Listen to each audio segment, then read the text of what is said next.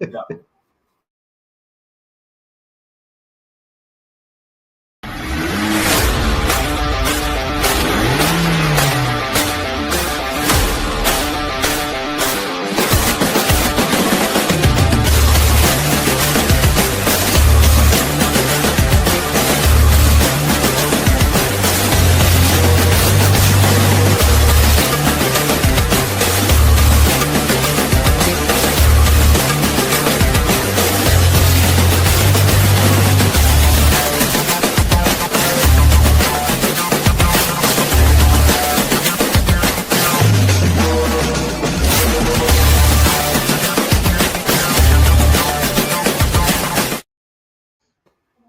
Hello everyone and welcome to another electrifying but primarily hydrocarbon powered episode of Full Throttle on Unprecedented TV, where we dive head on into the challenges facing British drivers and much more besides.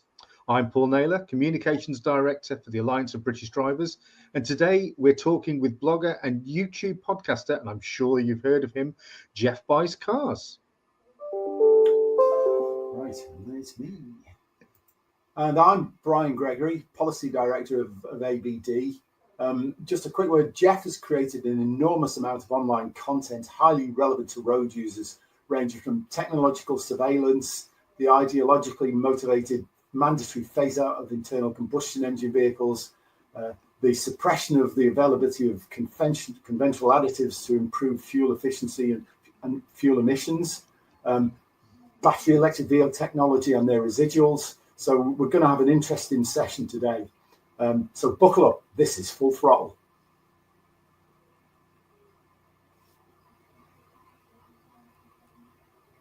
Installed to protect both you and me in places that we weren't. The first to arrive were the cameras installed to protect both you and me in places that we weren't that threatened, and yet the people didn't see. And what followed were traffic restrictions to keep the roads quiet and clean. The maths didn't add up, nor the science, but still, the people didn't see. And next came the 15-minute neighbourhoods to make our lives easier, decreed. To some, it seemed like restrictions, but still, the people didn't see. And then came the digital ID, so convenient, easy and free. Your life in one chip on a mainframe, and still, the people didn't see. The cars they sold were electric, all wired to the government PC, and they switched off the driving on Sundays, and still, the people didn't see. And the banks moved their money to digital, and the government banned cash the next week, and the ability to fly was restricted, and still, the people didn't see. They linked up your money and profile to the ID on the government PC, and connected it to social media, and still, the people didn't see. And then came a new cure, a new virus, safe and effective and free. They linked these jabs to your profile and connected the government PC. And when the people were locked in their cities, policed by their digital ID, unable to visit their loved ones, now, finally, the people can see. Restricted and tracked with no money. To go further, a permit you'll need, contained in your digital city. Oh, why did the people not see? These steps they've sold us as progress never looked to be quite what they seemed. And if you don't ask the questions and protest, then your children will never know free. There's no adverts on this video, so... That was pretty powerful stuff there. So we've introduced him as Geoff Buys Cars, but obviously he has a name. This is Geoff Thompson. Hello, Geoff. Yeah. So, Geoff, tell us a bit about your background and how did you get into this line of work? Which line of work? I suppose your podcasts, fighting for the motorists and fighting for freedom, I suppose. Yeah. I know it doesn't really feel like a line of work. I just sort of ended up doing this by accident. I've always worked in and around cars. Cars have always been a passion of mine, and sort of started buying a lot of old cars and said to myself, do you know what? I'm having some fun adventures here. I should probably document this. I should maybe make a YouTube channel. And I threatened it for years, and then eventually the kids were a little bit older, and I had a canoe that I was going to sell, and my wife said to me, well, sell the canoe, and then whatever car you buy with the proceeds of the canoe, that's the start of your YouTube channel, isn't it? So that's what I did. So the original goal of the YouTube channel was to become another one of these buying and selling and trading accounts. And I was going to try and work my way from a canoe up to a Porsche. And like, the idea was sound, and I could have done it, but a number of things happened, including COVID landing the year after. I started in the November, and then COVID was the next year. Yeah. And the very first car that I bought with the proceeds of the canoe was an absolute bag of. Well, I'm not sure I can say it on the channel. So it kind of went sideways from day one. It was a bit of a clunker then. It was a total clunker, yeah. So, I mean, the idea was that I think I sold my canoe for about 600 quid. And I was like, great, if I can buy a car, you know, do a bit of work to it and then make a profit, then boom, we're into the next car and we'll be in a Porsche in no time. I did the maths on the very first car and I lost about 350 quid. So that wasn't it. But then different things started happening and I started making different videos with different cars. And over time, and perhaps we'll get into this later on, but I don't even want the Porsche anymore. I've got no interest at all now in owning a Porsche. You know, the last 5 years have changed me completely, as they should have changed everyone. And you know, you take another look at what's important to you in life and what actually matters. And owning an expensive sports car is extremely far down the list for me these days. Yeah, you can't drive it anyway. Yeah, so where you find me this evening is I should actually be doing another John O'Groats challenge with Lee the Mapmaster against his EV. We're supposed to be in John O'Groats this evening to do the challenge tomorrow. But we had a conversation with each other the other day. I texted him jokingly and I was like, do you know what? I really don't want to do this. And then he texted me back and said, well, are you serious? Because I don't really want to do it either. And we can't be bothered. That is the truth. The roads in the UK are now such a state that we don't even want to do what is supposed to be an enjoyable challenge. We don't want to drive all the way up there, and then we don't want to have to do John O'Groats all the way down. You know, I was in London the other night. We went to Harry Potter World for my little lad. It was his birthday, so we had the evening there. On the way back, we had the M40 closed at one point, down to one lane in about 3 different places. The M25 was closed, the M5 was closed, and there were signs telling us where all the diversions were. You can't go anywhere anymore, so we don't want to do it. I mean, you know, there's enough content in the fact that we're 2 YouTubers that get paid for making videos, and even we do not want to drive in the UK anymore. It's scary where we're at. But yeah, that's a rough introduction, a bit around the houses as to why I'm sat talking to you in a transit van. Well, I think we've all arrived at the same place by different routes, but you know, I think all of us just feel that it's intolerable the way we're being treated by this government. It's not just this government, previous governments. It's a cumulative thing, really. And we are just milch cows for them to bleed dry, you know, and heap more and more restrictions on us to make life more and more unpleasant and more tedious as a driver, as you say. You know, I mean, time was. I just got wasn't a new, but I got a 4 Series BM coupe, and I took it for a drive out from where I live up into Durham area, from Durham into Northumberland and back down.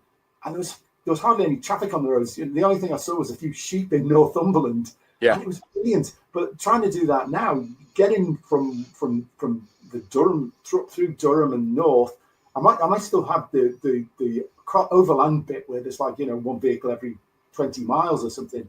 But it's the getting back, and all the major routes are just congested, not properly maintained, littered with roadworks, ridiculously low speed limits, replacing barriers at a speed that you know, bloody ice melts faster than the you know, the rate they're working. Yeah. It's just pathetic. Anyway, so I mean, sorry, coming back from London the other night, these multiple miles of 1-lane motorway, and there's all signs saying, oh, you know, the speed limit and the restrictions are here for the workforce. There's no workforce there. There's no work being done at all at any of these roads. You never see anybody up. You never see them. You never see them. If you do, they're leaning on their shovels. Yeah. You've even got a shovel. Yeah. Anyway, listen, come on. Let's get on to the main meat of the thing now. So, I mean, the question I was going to ask is, given the current backdrop, what should UK road users do to make the best of a currently very poor political treatment by successive governments? And, you know, if we start with the sort of things that I guess are really rankling, I mean, the first thing is excessive, overbearing technological surveillance. I mean, why do we need to be followed with such, what's the word I'm looking for, zealotry? And, because like you say, the cameras were supposed to make the road safer, but looking at the statistics, they're not making the roads any safer. They're just earning lots of money for interested parties, shall I say. But the casualty rate's not going down. And in fact, if you look at the last 10 years or so, and you actually look at the statistics, speed awareness courses and prosecutions have gone like that, and the casualties have gone flat or slightly increasing. So all this effort and all this money that's supposed to be devoted to making us safer is not doing that. It's just draining money out of motorists' pockets. And road safety's gone by the by. It's all about, Yeah, couldn't agree more. I've spent the last sort of 5 years arguing this on my YouTube channel now, and I don't think anything's going to change. The cameras are in and they're making money out of it, and the cameras in and they're controlling us. As soon as you remove that white rectangle on the front of your car and that orange rectangle on the back of your car, then all of it goes away. People just need to start realizing that that's basically all they need to do. You ain't going to do anything with the petition. You ain't going to do anything by writing to your MP. You ain't going to do anything by lobbying MPs. None of it's going to work. So the only thing you can do is remove your number plates. Mass civil disobedience. That's a good idea. I wish I'd done that the last 2 times that I've got 3 points. Yeah. It works. Yeah.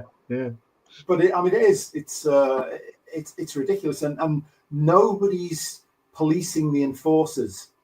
I mean, one of my ABD colleagues, Paul, knows him. He's sort of a jobbing financial consultant. He goes in companies that are in financial difficulties and helps them to turn things around. So he gets a series of assignments, and they're all over the country. And he travels from the northeast area where I also live, and he can be going down to Milton Keynes, all sorts of places. And on his way down fairly recently, the main route south, and I don't use it anymore now, is the A19, and it goes down from Teesside all the way down through the 168 and joins the A1M, just sort of south of slightly north of Boroughbridge, I think it is. And it's just littered with speed cameras. The one that got him, they'd actually backed this vehicle so far into a hedge that it was barely visible.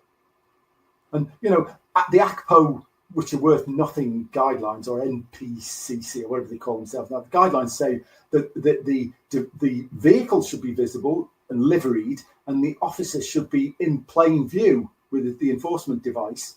And it was neither of those things. So it's, it's just that. And not improving casualty rates at all. It makes me seethe. I got very little to add. I'm done pulling punches on this now. Yeah. Like I said, you can't do anything about it. It doesn't matter. They don't care. They don't follow their own rules that they've written.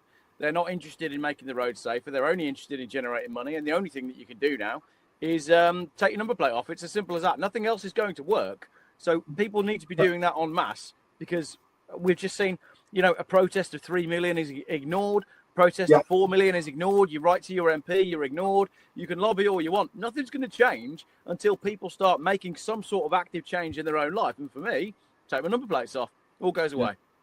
Yeah. And there is, I think that route is certainly, because I think it's also going to come to that with digital ID as well. I'll come back to that later. People have just got to say, no, we're not doing it. Take your digital ID and stick it where the sun don't shine. But as I say, we'll come back to that. What was I going to say though? I've lost my thread now. We were talking about. Oh, so yes. I like podcasts because I don't hold back on podcasts. I say things no, absolutely. No, I'm not supposed to say on my YouTube channel.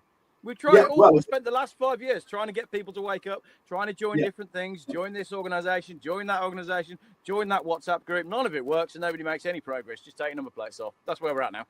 Yeah, well, I think there is another alternative route, and if we can convince the one existing political party that seems prepared to sort of disrupt the consensus that we need to make a quantum change on road safety, then we might be able to improve this, because you look at the statistics and the illegal speed is maybe a 3 to 5% cause of accidents. And the main causes are fail to look but did not see, fail to judge the path or speed of converging road user. And they sort of are 2/3, if not more, of the precipitating factors. And the simple thing is that driving it's a fairly simple exercise, but it's based on 1, observation, 2, anticipation, 3, planning, and 4, execution. You observe what's going on around you, you anticipate the likely and sometimes extremely unlikely activity, actions of other road users. You plan how to get your way out of any difficult situations, and then you execute them. And it's an iterative process, goes on all the time. If you hobble the first factor in that observation, then it doesn't matter. Everything else you might as well just chuck it out the window. And I've been on a BBC thing today about 20 mile an hour limits, and basically I said, look, do you think you can drive safely if somebody obscures your speedo? And he looked a bit blank at me, and I said, well, let me ask you the second question. Do you think you can drive safely if somebody obscures your windscreen? And then I think he began to understand that, if you're not actually observing what's going on and taking really, intense interest in that, you're an accident waiting to happen. But we've thrown all that out because the only thing you need to do to drive safely is not exceed a number on a tin plate. Yeah, we're living in a world where everything has to be simplified, and if it can be simplified, then it can be monetized. The problem that you've got is if you were able to get to one politician and get them to understand that speed is not about safety, then suddenly they'd lose a ton of revenue from all the speed cameras. Because with all the 20 mile an hour limits, they know it all. They've read all the surveys that show it doesn't work. They've seen all the consultations that say the locals don't want it. And what have we got?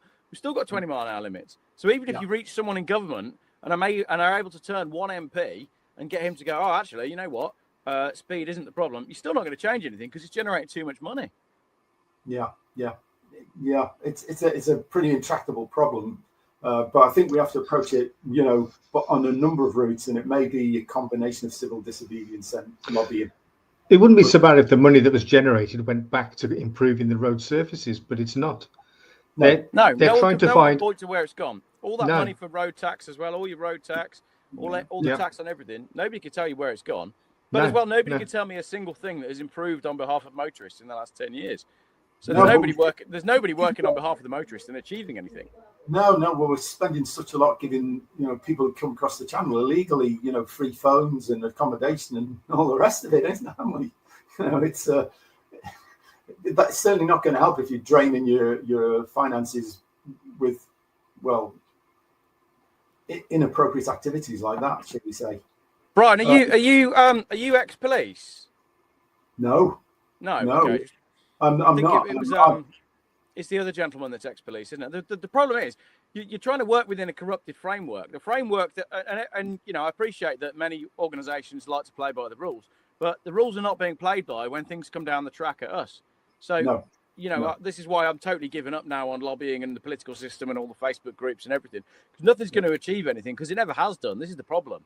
So the only way that you're going to get any sort of progress on any of this is by having a mass of drivers on board who are willing to jump when you say jump. This is the problem. I can't see any of it changing. They're making too much money from speed cameras. They're making too much money from prosecuting people at 20 mile an hour. They're gaining control with all of this digital ID and these AI cameras now. How do you get rid of them lawfully? How do you get rid of them operating within the governmental legal system? How would you actually change any of it? Well, I think you have to start from where is all this coming from, and I think Charlotte's got the slide. We've got that slide that comes from Absolute Zero, the table. Essentially, all of the policy, I believe, is being driven by this crazy pursuit of net zero. And to achieve net zero, there's a document called Absolute Zero by UK Fires. You can find UK Fires, just Google UK Fires, and there's a chart in that document, which is a sort of blueprint for how government can achieve net zero goals by 2050. You can see there's like a list of various things, and the top one says road vehicles.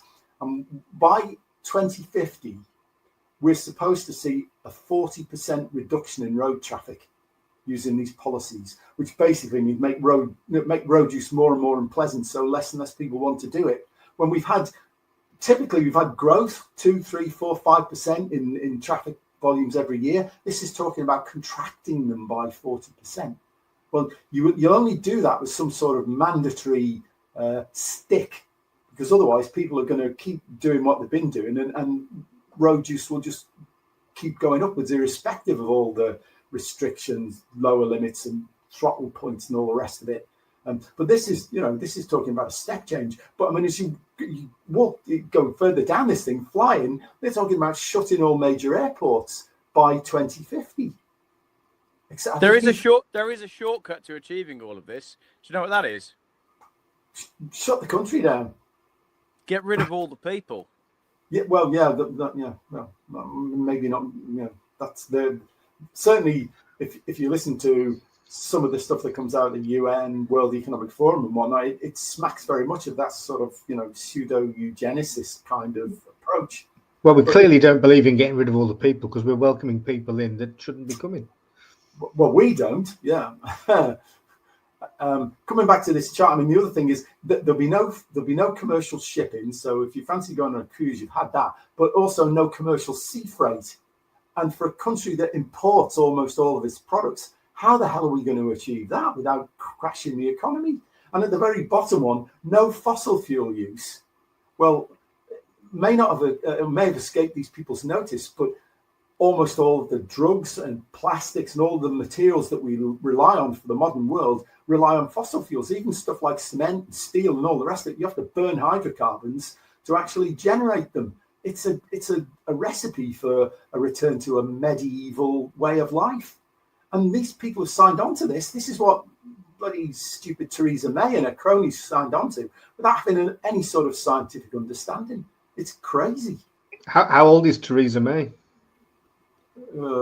She's got to be pushing my age, I guess. 60s, pushing 70s. She's probably older, so she's probably thinking it's not going to affect her anyway. So it's the younger generation that's going to suffer, because everything that's happened in the last 7 to 10 years has been a downward trend rather than a progression. And this just needs to stop. We're being fed a narrative by a bunch of people who I doubt whether they believe in it themselves, and it's just so frustrating. No, they probably don't believe the lies that they're peddling, but they believe that the outcome is what is suitable for them, not necessarily for us. Oh, you've gone down. Someone's turned my lights off. There you go. We're back on. Oh, okay.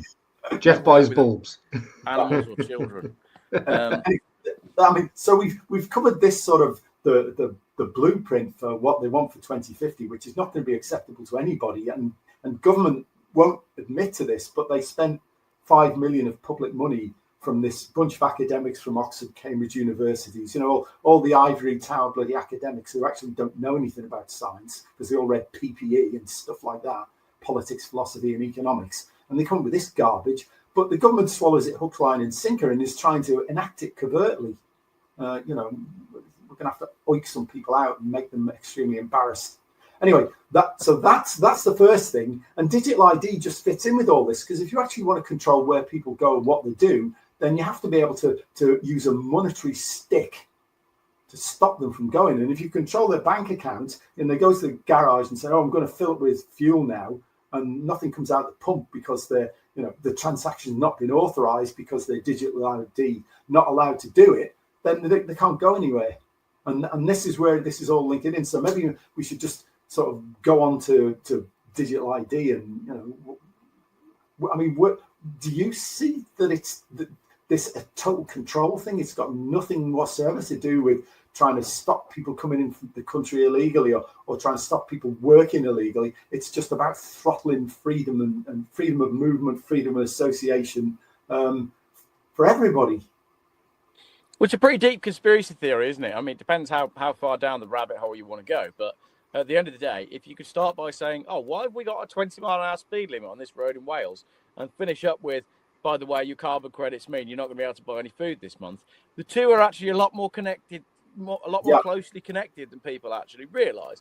The problem is with digital ID is the vast majority of people who haven't actually woken up in the last 5 years, and they're still out there, you know, as far as I'm concerned, if you've been paying attention in the last 5 years and you're still swallowing everything the news is telling you, then you've got something seriously wrong with your head.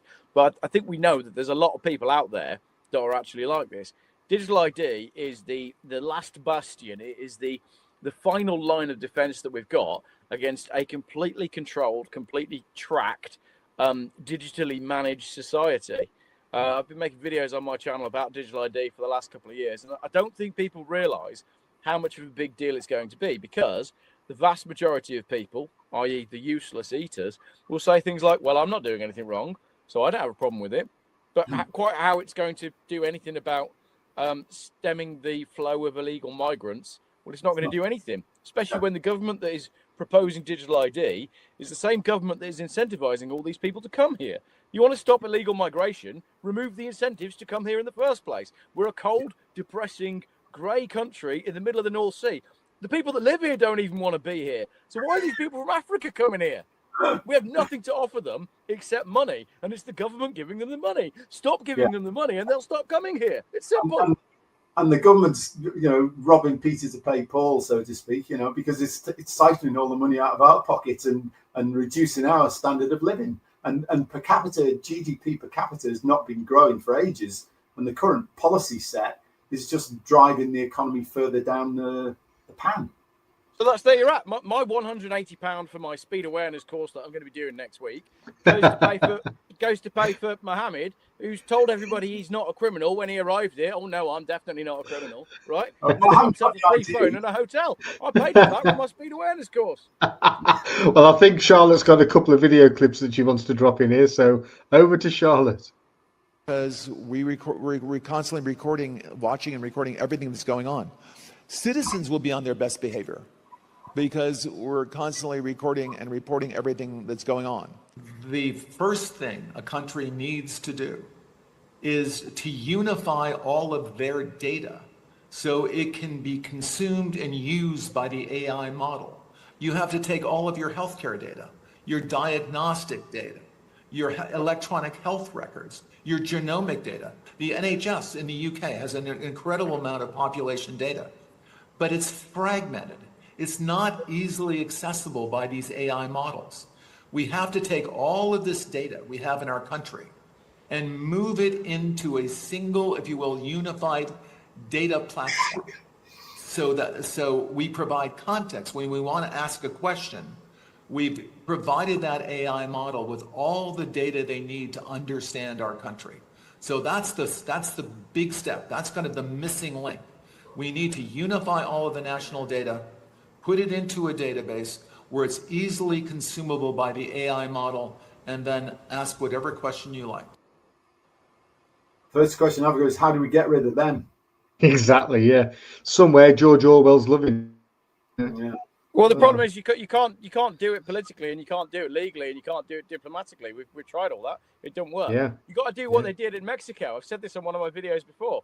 In Mexico, there was a local mayor who didn't do what they wanted him to do. So do you know what they did? They tied him to the back of a pickup truck and they dragged him through the street.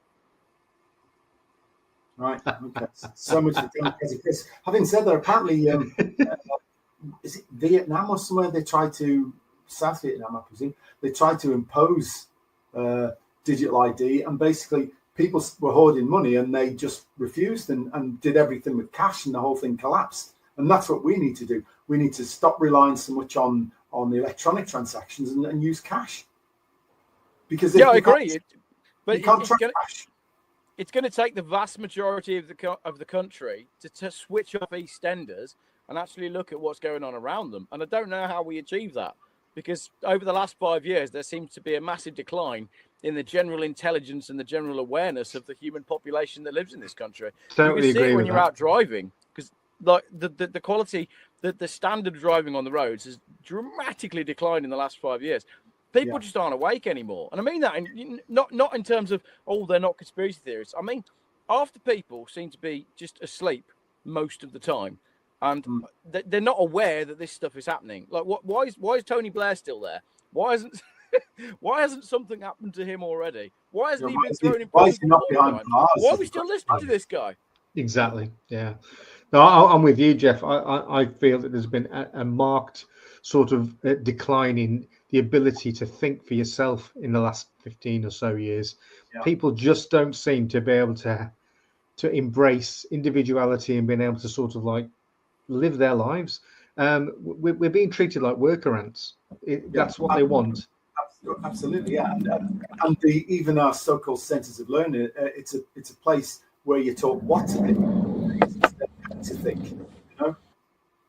You're being indoctrinated rather than educated. It's very worrying. It is worrying when the youngsters that are the ones that are going to have to carry the mantle of this and carry on what has to be the rebellion. They're busy working out which sex they are, and they can't understand which gender they are, and then they can't get on the housing market because they can't afford a deposit on the wage that they're on.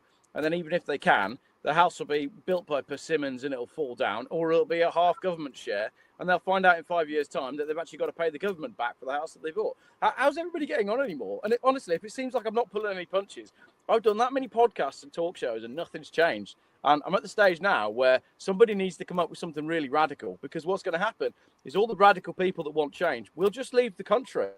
We'll just give up. That's where we're at now. Yeah, it is not good. It is not good. Okay, I think we maybe should park digital ID here, because I don't think there's much more we can do, and maybe pass on to the ideology behind phasing out internal combustion engine vehicles. I mean, from an operational point of view, I can't see any advantages for battery electric vehicles. It's all minuses and no pluses. And they keep showing these adverts about how exciting driving electric vehicles is and trying to jazz them up, showing them being shot up by like bloody space capsule and all the rest of it. Well, the damn things have only got 2 pedals, I think. And, one's very, very fast and the others stop or slow down. Where's the driving enjoyment in that? You might as well just have it's a super powered milk float. Well, Geoff was talking about MacMaster earlier. Gentleman by the name of Lee, he does a lot of stuff on YouTube. Very entertaining chap, and he very much hates his Porsche Taycan. I think he's got, isn't it, Geoff? And hilarious the way he sort of totally vehemently hates electric vehicles is brilliant. So this must have cost him a fair amount of money in the first place.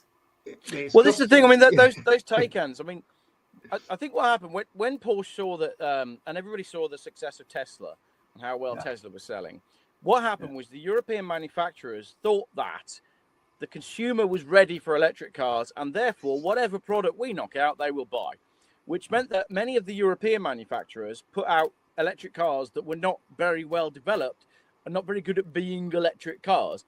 Porsche decided that what they'd do is they'd just make one that was really good looking and really expensive, and as a result, it's sold. But most of the European manufacturers at the moment, they're absolutely up against the wall. You've got Volkswagen are nearly virtually bankrupt. BMW are not selling anywhere near as many EVs as they need to be. Mercedes has just axed a whole EV platform. And at the same time, what's happening is the British buyers, we're looking at these European cars and the way price inflation has happened over the last few years. And people are going, do you know what? I won't have a 3 Series. I'm going to have a JQ, which has just arrived on the boat from China instead. So the whole automotive industry in Europe is being handed to the Chinese because the Europeans have been caught napping. Handed to them on a plate while they make them with coal-fired power stations. Yeah, 100%. 100%. Yeah. And the technology's flawed. You have to use a huge amount of resources to make the batteries. Because you're using carbon, the anodes, and all these metals, cobalt, lithium. Lithium, one of the most reactive alkaline metals, spontaneously combusts in contact with water. And in these thermal runaway reactions, basically, there's nothing you can do to stop them except just chuck the car in a skip and leave it to burn out.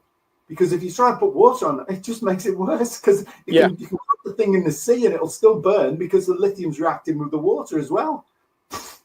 The thing is, there is something which I believe is, this is an idea that I've just come up with. It's the optimum EV customer, right? And the optimum EV customer, they've got a good job. They may be earning £40,000 to £70,000 a year. And their EV is financed by their company, right? So it's a company car, so they haven't had to pay for it. The company has paid for them to have a charger installed at home, so they can charge at home as well. And they are charging on an Octopus Energy tariff, and their car charges between 2 and 6 in the morning, and they only use it to go to work, which is about 30 miles away. That is your ideal EV customer. The problem is, all the pro EV people online, they seem to be that exact ideal customer. That doesn't work for everybody. So they're trying to shoehorn this one size fits all. You can all have an EV. It's going to work for everyone. And it doesn't work that way. That's not the way a market works. So you've got these EVs that they're not selling on their benefits. They can't, the car dealerships can't sell them on the benefits of the cars themselves. So the only thing they've got left to sell them on is the price. And I was always taught when I worked in sales that a weak product competes on its price alone. And that's where we're at. You get a government grant. They give you a discount, they pay for your charger, and they're desperate to shift these things. If we just let the market decide what it wanted to do, if we removed all of the tariffs and everything, companies would go back to buying diesel Skoda Octavias tomorrow because they preferred them and they were cheaper to run, and the EV thing will fall flat on its arse in 24 hours. It's all propped up by hopes and dreams and government subsidies. And what do we do when we come to HGVs? You know? Well, that's another whole joke, isn't it? It doesn't work. It's quite simple. It just doesn't work. You cannot have, and the case in point with this one as well is even on the light goods vehicles, there is no company that seems to have been able to make it work. We've seen all the hoo-ha. You know, you see the press release, Amazon has bought X amount of electric vans, and your first Amazon delivery in the morning, that's on the electric van. And then when they come up again in the afternoon, because your wife's been using your credit card, they're in a diesel van because the electric one is back at the depot on charge because it can't make a whole shift. And there's so many of these companies as well that they've been in the news. Oh, we've just bought an EV. We're going net zero.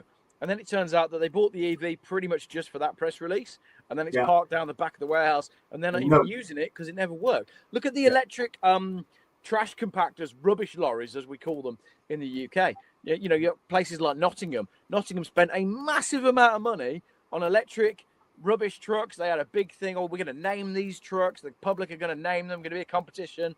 And then quietly, they got parked at the back of the yard because although they cost twice as much as the diesel ones, they don't work. And that is if they're not going up in flames. Exactly. Yeah. That's one of the other things. I mean, there's quite a few. There was a thing came out today about the bus fleet. It was Montreal. Was it Montreal or somewhere? One of the buses, which was a battery electric vehicle, went up in flames. So they basically took the whole fleet offline, including the majority of which were diesel, to disguise the fact that it was a battery electric vehicle that had actually self-ignited.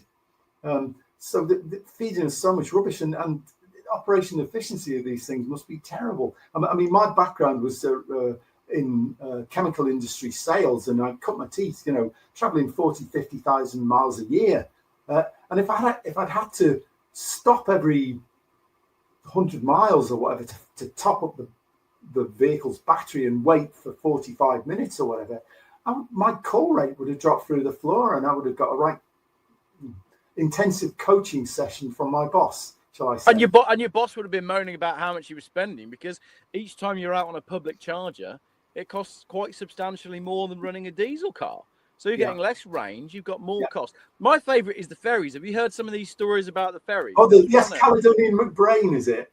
There's the Caledonian one, So there was Nicola Sturgeon decided that the ferry fleet was going to go net zero. So that was a good one. There was another brilliant one in Germany where they'd had there's one passable route where they'd been using an old diesel ferry for years. You're talking decades. And this thing just worked. Anyway, a new mayor came in and he said, what we should do is we should have one that runs on electric and solar. Bear in mind, they've got a similar climate to us. So they spent an absolute fortune replacing this diesel ferry. They sold the ferry for cheap at an auction, the diesel one. Spent a fortune on this new ferry that had a solar panel on the roof. When they put it in operation, not only were the batteries not strong enough, but because of the solar panel on the roof, it was acting like a sail and blowing the ferry off course, so it couldn't even work doing the trip. But they'd already sold the existing diesel one. So this goes on a little while, and the detour, if you can't get on the ferry, is like 20 miles. And in the end, what they did was they had to go back to the guy that they'd sold the diesel ferry to and say, excuse me, do you think we could buy that ferry back? And he said, yeah, fine, but it was at 10 times the price. So he sold it something like 18 months later for a massive profit. They then had to pay to refit that ferry to put it back in service to get back to where they started with the original ferry. Well, brilliant. There's a similar thing also in Dover, because they wanted to use an electric ferry to replace the existing ones going across the channel. And the stumbling block they hit was, well, apart from just the deficiencies of electric vessels themselves, they didn't have enough power. They didn't have a substation that had enough power to actually charge the damn things up.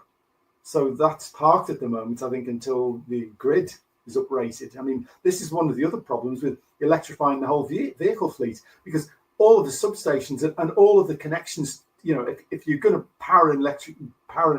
charge up an electric vehicle efficiently, you have to totally revise the grid connections. And then, of course, you've got to connect some bloody wind farm in the Orkneys using hundreds and hundreds of miles of copper wire underwater and all the rest of it, then overland, to actually get the power to the grid where it's needed in London, where all these yuppies driving these bloody Teslas are. It's just not going to work, and the resources you're going to consume doing it are going to exhaust world quantities of it for decades to go, and that is only for the UK. If you factor in America and all the other places, it's just not going to happen. This is where I think the conspiracy theorists score a pretty good point. Actually, they've got a great goal on this one, because the question is, have we got the resources and the capabilities, and indeed, you know, the raw materials to move everybody who has a car in the UK over to an electric car? And the answer is, well, no. So clearly the goal must be to get rid of a massive amount of cars. And that's where we go back to that UK fires thing that we looked at earlier in the podcast, where you go, hold on a minute. Maybe if we, and again, the conspiracy theorist is going, they're going to get rid of the people. It seems to be the only way they're going to do it. Yeah. It does seem to point that way. It's a quite scary scenario, but interesting. That's why we're gearing up for World War III, you see. That'll get rid of it. Oh, right. Okay. Yeah, well, there you go. Yeah. Good war. Let's upset old Vlad will sort you right out. And go from there. Yep. Yeah. That's what you need. Yeah. I think we should take a break now, because I think we're about halfway through, or maybe, our discussions, and I think Charlotte wants to put some advertising copy in. Go for the advert. Yeah. Hello, I'm Basil Valentine, and this is Unprecedented TV, unfiltered, uncensored, unprecedented, the home of free speech here on the internet. Do please like and subscribe over.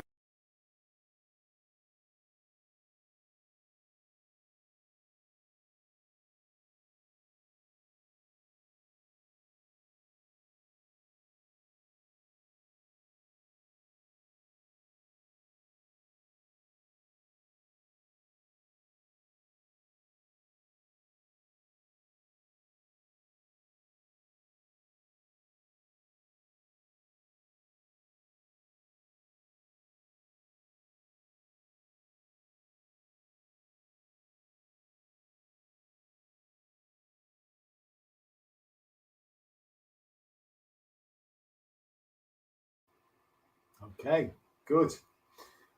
So on the second half here, and might be a bit shorter than the first, because I think we've covered a lot of the second set of questions in the first half. Take us through your experience with this this chap you were talking to about fuel efficiency, range extending catalyst in effect for conventional fuels that improved fuel efficiency and reduced emissions. The guy got squashed. Basically, he's been given the runaround by government agencies, by fuel manufacturers, by automotive manufacturers. Yeah, and oh, you've frozen there.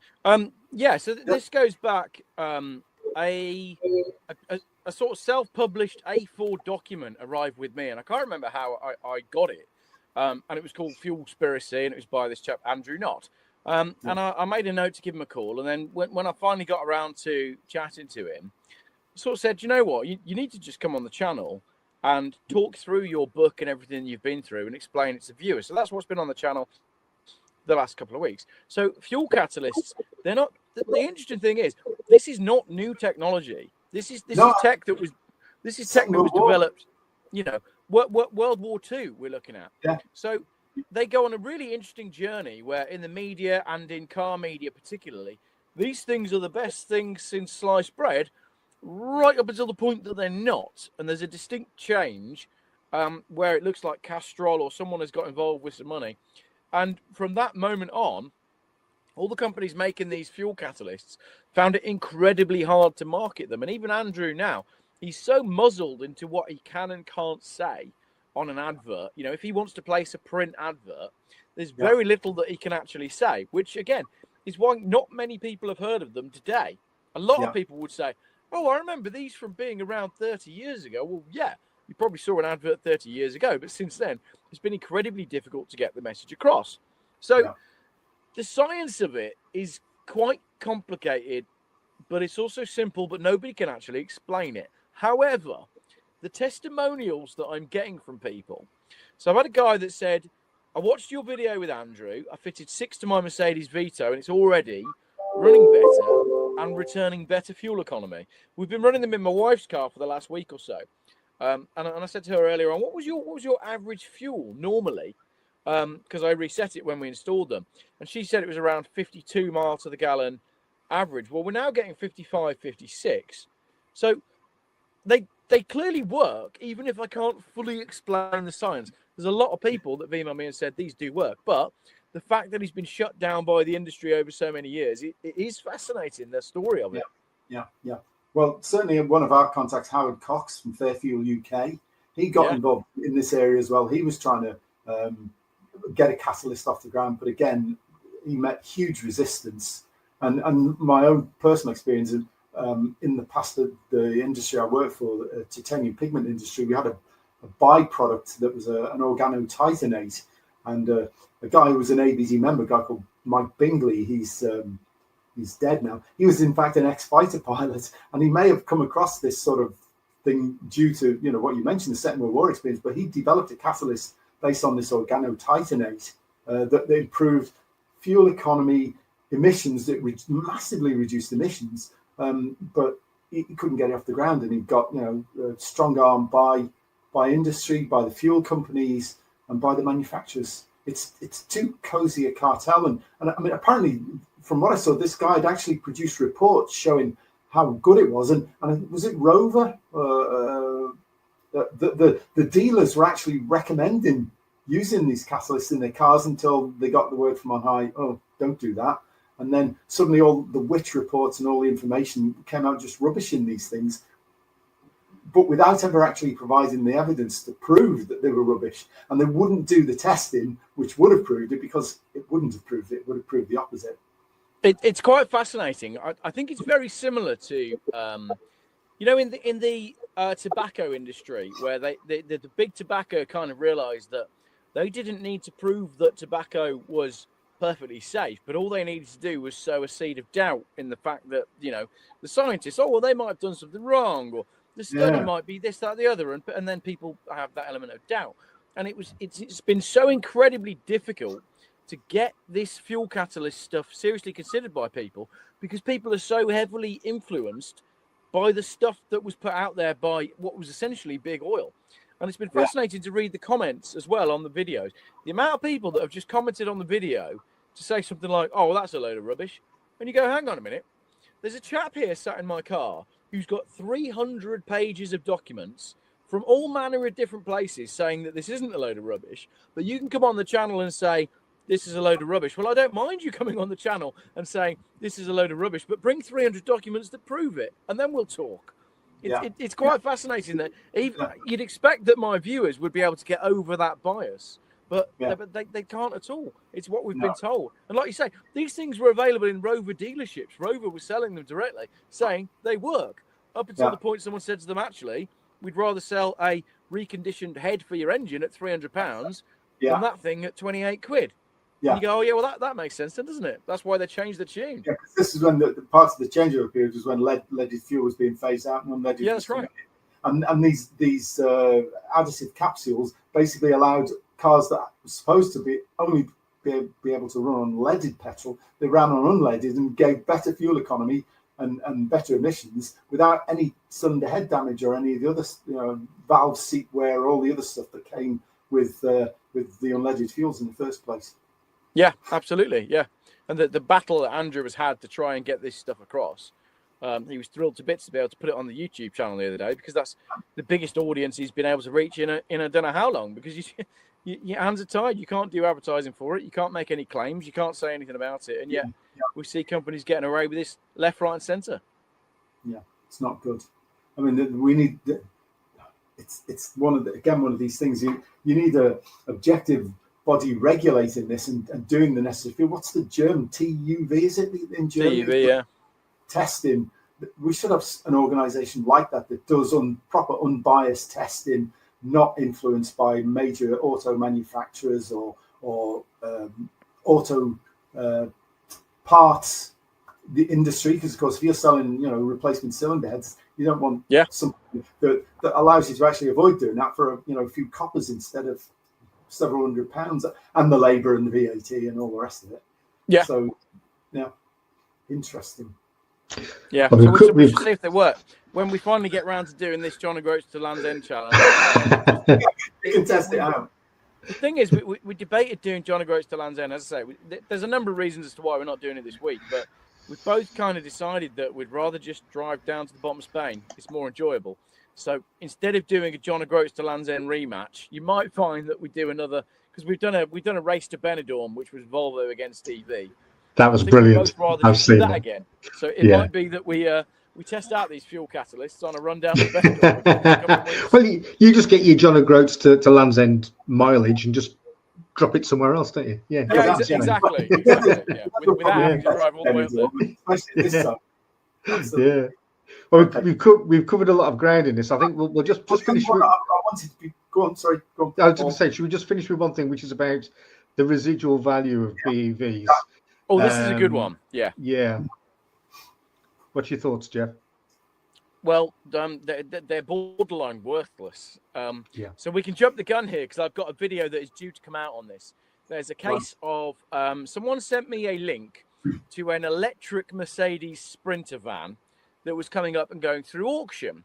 And I thought, well, that looks interesting. What I'll do is I'll have a look at what it sells for and the mileage, and then for a video, I'll find a diesel version that was built in the same year and sold in the same year, and I'll do the maths and see how well each person would have come out.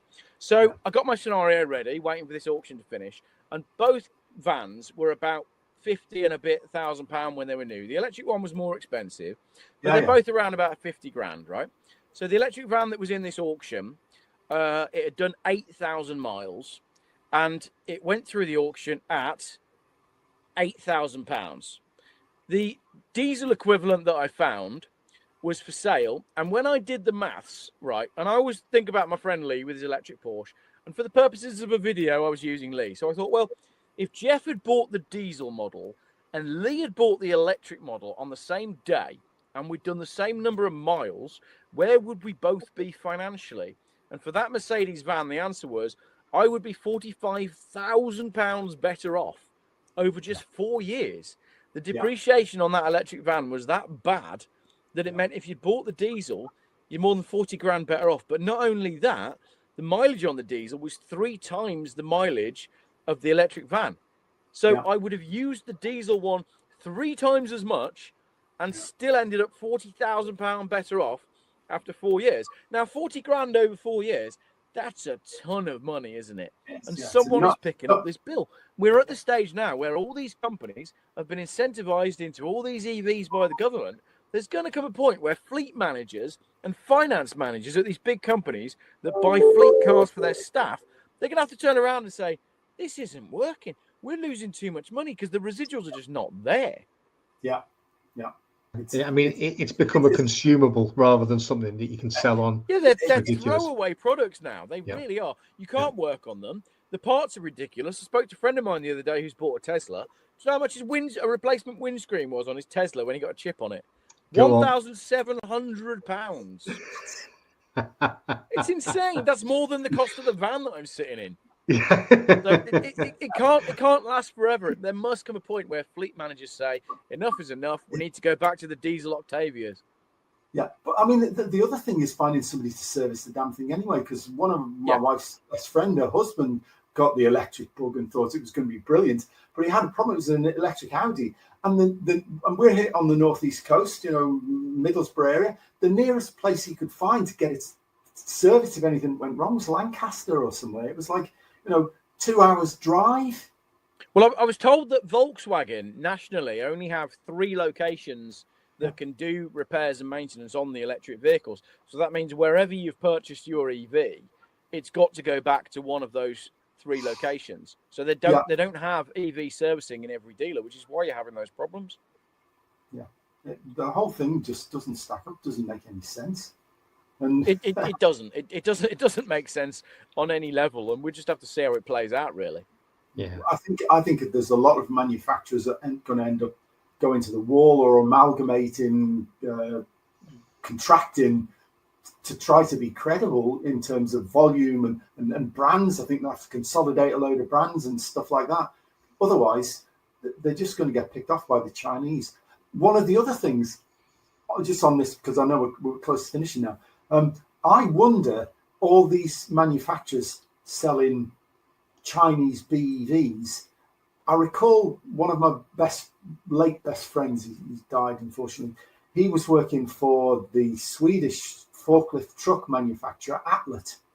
And when the Chinese and Japanese came into that market, if you bought a new truck from them and traded in the old one, they cut the old one up so it couldn't go into the used market. And I wouldn't be surprised if that's happening at dealership level now with internal combustion engine vehicles that are traded in against electric. I think we might get there. What's interesting as well is I've got a good friend who does all of my mechanicking, and he sources cars for customers. So he's on a lot of these trade-only auctions. And he was talking to an auction house the other day, and this is not like classic car auctions. This is not Ferraris and Lamborghinis. This is your run-of-the-mill stuff. And the auctioneer said to him, so you've got the cap value in the auction. The cap value is what they, what it should be worth, basically. Yeah. So as a car comes through auction, you can go, oh, well, what's the cap value? The cap value is X. So it'll probably go through the auction at X plus or minus a little bit. The auctioneer said to him on the diesel stuff, particularly diesel commercial stuff, so vans and pickups, he said, you might as well check the cap value out the window now. And he showed me a screenshot of a diesel Volkswagen Caddy van. The cap value that it should have gone for on the auction was $11,600. The winning bid was £18,000. So what's happening is in the second-hand auctions, people want the diesels, and that's driving the prices up. But nobody's talking about that. Yeah, yeah. And I suppose they're stockpiling these vehicles for the future because, who knows when we won't be able to buy them. Yeah. But the thing is, as well, the car market has priced itself so ridiculously now. If you want to buy a brand new van, let's say you're a plumber or tradesman or whatever, you need to go buy a brand new van. You're not going to get much change from £50,000 now on the forecourt. So you're much more likely to do something like go to my friend Luke and say, Luke, can you find me a really good van? And then he'll go in the auction and say, well, yes, I can, but we're going to need to pay over the odds because everybody wants them now. Because they don't want to pay 50 grand for a new one. So the industry's in a really interesting position where it's not just EVs that's going to kill the industry. It is greed, and it is inflation, and it is a little bit. Cars have been great for some years now. You don't necessarily need to replace your car anymore because your car's probably going to last. So we're in a really interesting position where the industry's under attack from multiple places, and this whole EV China thing is just going to undermine the lot and rip the rug out from beneath us. Yeah, well, I mean, I watched the thing you did on. You were looking at, you wanted a 5 Series estate, and it was a popular video that was, and I was surprised. Absolutely, because I mean, I'm driving a 3 Series estate, and it's a BM, so and I was thinking, well, if that's how few models are, because I wanted a diesel 4-wheel drive estate, and I thought, well, this is ridiculous because there was only one you could find, and the cheapest one was 53 grand or something. I think it was just a crazy number. And the other side of that is as well, when the newspapers come out and say, oh, look how many electric vehicles have sold this month. Yeah, look, there was hardly any diesels that sold. And you go, hang on a minute. It's because they're not on offer. I can't go and buy a BMW 5 Series diesel, then the figures don't count. Because I wanted a 5 Series diesel, but I couldn't have one. Yeah. Crazy. And then there's the basic one, you still needed to add stuff and, the extras that you wanted just to get it to sort of reasonable spec, pushed it even further up, 58 or something, I think. And then you've got the insanity of luxury car tax, meaning for the first 5 years, you're paying an extra tax just because you paid more money on your car. I think we're going to reach a stage where the government will just, everything will be taxed. And I mean, like moving, scratching your eyebrow. Oh, you put a hat on today. Have you paid the hat tax? You got out of bed on the left side. Scratch your nose. That's not allowed today. That's where we're headed to. And with digital ID, they'll be able to do it. Your digital ID and your geofencing on your phone. So you got out of bed on the left side, and it's more expensive to do that. It's a right side day today. So yeah, exactly. Yeah, it's a right side day today. So we're all looking forward to. Here comes November. We're all looking forward to it. Yeah, absolutely, absolutely. Yeah. So I'm done pulling punches now. Take your number plates off and start a fire. That's all we got. Geoff, it's been absolutely brilliant. It's been brilliant. Excellent show. Thanks very much for coming on. We'll have to do this again soon. If you've got some burning topic that you want to kick around with us, please do. We'll be really pleased to see you. Thanks very much. I'll wait till I've done my speed awareness course, then I'll come back to you. Brilliant. Cheers, guys. Cheers. Thanks, Geoff.